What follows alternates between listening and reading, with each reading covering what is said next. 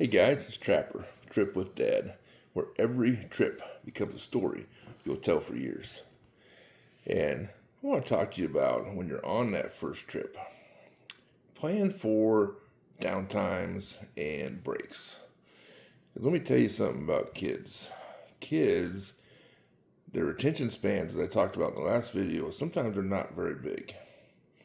And you might be fishing for a little bit, you might have caught a couple fish, and all of a sudden they see a frog and they want to go look at the frog, or they want to play in the worms. I remember my kids when they were small, and if I had a bucket of minnows or I had worms or leeches kind of grossed them out a little bit, so don't do that in your first trip.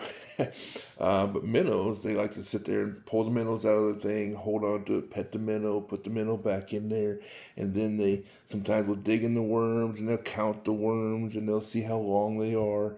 And those kind of things, instead of getting frustrated about why they're not fishing, you go more to, hey, yeah, let's look at the worms, put the poles aside and just sit and look at the worms and do the activity that your kids are doing. That's how you gain that more respect from them. When you enter into their world, you continue to enter into their world. And snacks, oh my goodness, snacks are a big deal, as well as hand sanitizer. Something to think about. So, because if you're touching the bait, clean your hands before you eat a cupcake, or before you eat a piece of jerky, or you have, twist off the top of the bottle and take a drink. See, kids will get grossed out on those things a lot quicker than you will. And maybe you will too, I don't know. I don't so much. But I'm not you. And so I don't know exactly the whole situation there. But I do know that if you have some snacks, like when my dad and I went on fishing trips years ago, he would always, we'd have a can of pop, we'd have a candy bar, and we'd have a sandwich made up. So we knew each one of us had that, and so we knew that's what we were going to have when it came time to eat a snack or a sandwich because we're hungry.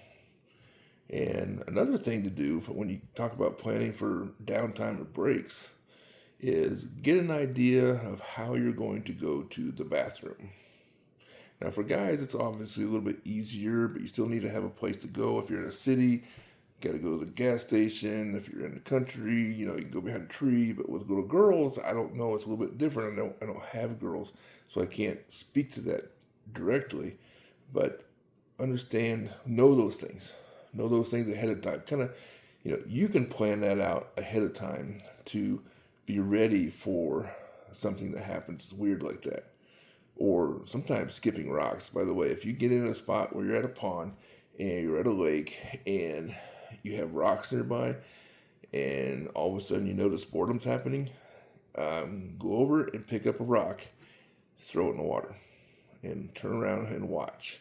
Your kid will all of a sudden your kid will go, great idea, because they like to throw things, they like to break things. That's what kids do. That's what men do. I mean, as a man, I still like to break things. I still like to blow things up. That's natural. And so take that rock and then start throwing it and then go, hey, watch this. And you skip a rock, ding, ding, and it goes in. And then the kid goes over and tries to do it. And sometimes the kids won't get it all the way. And you can coach it, but I guarantee that first skip that they make, even if it's by accident, will be a huge moment in their life. And that is a moment they remember for years, and that they will tell that story for years. And I'm just not being a cliche and saying that will actually happen. And that kind of memory is something you cannot put a price on.